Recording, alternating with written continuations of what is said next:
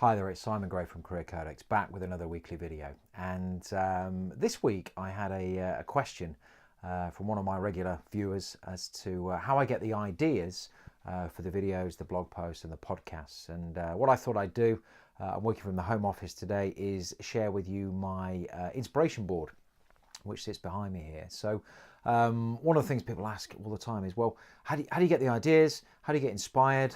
Well, the first thing to say on this is that if you try and sit down and think about the content for a video, a blog post or a podcast, just there and then, it can be very, very difficult to do because you have to be in a particular zone, a particular frame of mind. I actually tend to get most of my ideas when I'm doing something else, either at the gym, doing running or lifting weights or whatever, or also I tend to get ideas when I'm in the shower in the morning. So I'm doing something completely different, unrelated to creating content for the Career Codex website, YouTube channel, etc., etc. And I think that's the point. I think to get inspiration, what you have to do is to distract your brain from normal thought patterns. So if you're trying to think about something right now that's going to be relevant right now, it can be quite difficult. But if you distract your brain, it kind of mulls in your brain. Sometimes that's when the biggest breakthroughs come from me and the biggest ideas come to me. So what I do, when I get an idea, I'll make a note on my phone if I'm away from the home office. And then when I come back, I'll write it on the inspiration board. And with today's video that I'm broadcasting now, of course, that's come off this board. This was an idea I had a couple of weeks ago. It was probably prompted by somebody asking me something that mulled in my mind for a while, and then the idea for today's topic came along. So a slight distraction from what I'm talking about today. What I'm talking about today is why focus always trumps flexibility. Okay, focus always trumps flexibility. And let me tell you a story. I spent over 10 years in the recruitment industry, so I've interviewed candidates at all levels of experience for clients from all over the place. And there's one interview with a candidate that really stands out to me, that really illustrates this point, why focus always trumps flexibility. And I'm going to protect this individual. I'll call them John for the purposes of this video. So John came in to see me in my office, and I said, John, why are you here? What can I do to help? And John told me that he would pretty much do anything and everything at his level. So if I was to find him an opportunity, find him a client that was interested in meeting him, an employer that was interested in meeting him, he would turn up, he would do a fantastic interview, and he'd get offered the job. And temptation first off is to think, well, this is good news, isn't it? As a professional recruiter, I've got this guy in front of me telling me that he's really flexible. He'll consider a multitude of different opportunities, providing they're at the right level. And what's more, he's telling me that he's going to go and get the job. He'll get offered the job and he'll likely accept it. Now, that could have been music to my ears, but the reality is that despite this candidate telling me that, and despite me knowing this candidate for a while, I never ever placed them in a job. And that's the point, because it's not about flexibility, it's about focus. And because he couldn't give me a sense of who he was, what his experience was all about, what mattered to him, what he stood for, it was very, very, very difficult for me to go out to my clients and tell his story, to persuade my clients to see him. So he never made the shortlist, he never went on an interview, and he never got offered a job.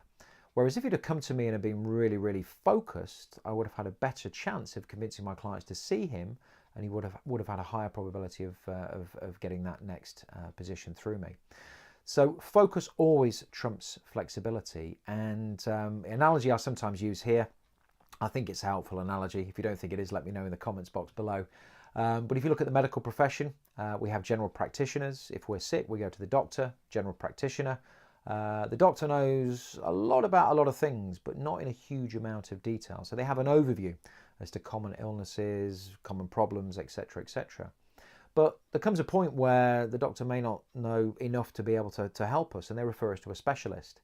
Now, a specialist knows a lot, pretty much everything about one or two things. They specialise.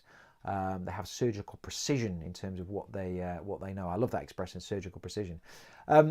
Anyway, the point is this, that if you think about who gets paid most generally, then it's the specialist. And there's a lesson in there, I think, for us that, focus does actually pay. Focus can pay more than flexibility. When I started my recruitment company back in 2008, this was a buoyant time in the market. First off, It was September 2008, but having left a secure job, started this business with two colleagues, the world fell apart. We had the financial crisis hit pretty much 2 weeks after we set up the business. And this was a tough time. And the temptation here was to say yes to any business that knocked on our door. We'd set up as an accountancy and finance specialist recruiter, but pretty quickly at the start, because we wanted to make some money, we wanted to make some fees, we wanted to pay back our initial investment, and it was a financial crisis. The temptation was to say, yeah, okay, we'll do that, we'll do this. It wasn't really our core thing, but we do it anyway. And this was a big mistake. And it goes back to this generalist or specialist mentality. Because unless you have a specialism in business, you've got nothing really to communicate to the marketplace that's any different from anybody else. If you're everything to everybody, well, you're a generalist. You're everything to everybody. You have to be a specialist in your marketplace, so you know who you are, why it matters, and who you need to talk to, who your target audience is. And I'm a non-exec director to a recruitment company still, and I spent yesterday with them. What we've done in that business over the last couple of years is really get them focused as to who their target audience is and who their target audience isn't, and what their message is to that target audience, because that's what really counts. That's what's going to get a message through that will resonate. And it's exactly the same when it comes to job search too. And final thing I wanted to talk about today on focus over flexibility is I've had a couple of messages through over the last couple of weeks from two of my Executive Edge clients. These guys have worked with me over a 3-month period. We got to the end of that 3-month period. They've had offers on the table now, offers which they've uncovered in the hidden market, which is the high probability place to uncover opportunities before they're ever placed with job boards or with professional recruiters. And it's quite a nice problem to have. Both had got the problem of a couple of offers on the table, and which offer should they accept? They may go and negotiate the offer, but which one is the one that they're going to try and negotiate to secure the best possible return on their hard-earned investment of finding that new position? And what I do at the very start of my Executive Edge program and my Jumpstart program for those mid-career is we don't focus too much on the CV, because the CV can be a distraction. It's what everyone else is focusing on, so we need to focus on something different to stand out. What we talk about is the destination of travel. And I help my clients put together a destination statement, which is basically who they want to work for, the type of organisation, and where it's based. And we dig deep into this, and quite often they think they're focused, having done the exercises, but then we dig deeper. So it's really, really clear as to the type of opportunity they want and the type of opportunity that they don't want. And we do this against a backdrop of not saying, well, what's out there? Let's position something that is in line with the kind of opportunities we see out there. We do this from a blank piece of paper to say, this is really the job I want. And then we go out into the hidden market using the Career Codex methodology to then find and secure it, which is a completely different mindset to reacting to what opportunities pop up.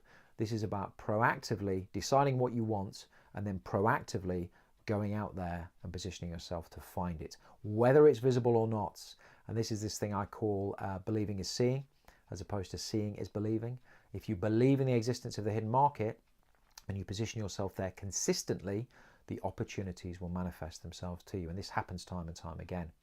So when my clients approached me this week and said, look, we're struggling to decide which way to go, what I did, I referred them back to their destination statements, because this is the thing that they put together right at the outset before they were emotionally involved in the job market.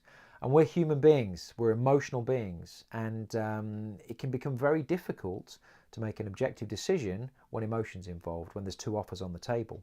So I referred them back to their destination statement, and this was a help to help them realize where they said they were going. Now they've achieved where they said they were going. They knew which position was really what they were after at the outset, before all this other emotional complication about having to decide on which job, the salary, etc., etc., etc. So that helped them, both of them, to decide which position to go for. And then, of course, the best candidates always negotiate. That's the next phase, that you go and negotiate the best offer as a return on your hard investment, time investment, energy investment to find and uncover this new position. This is not about accepting the first position that comes along. This is about when the position does come along, it's about considering it in line with what you set out to achieve, and then negotiating the best deal possible.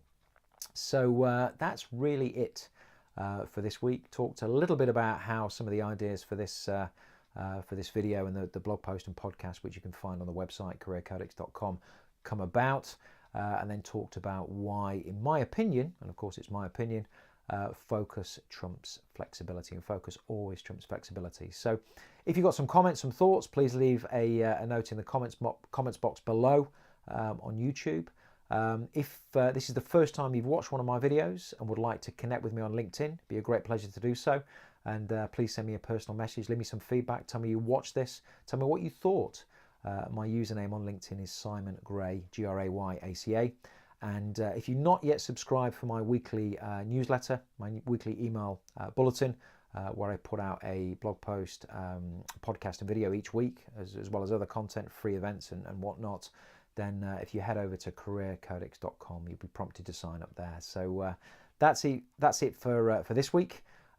So take care, have a great rest of the week, and I'll talk to you very soon.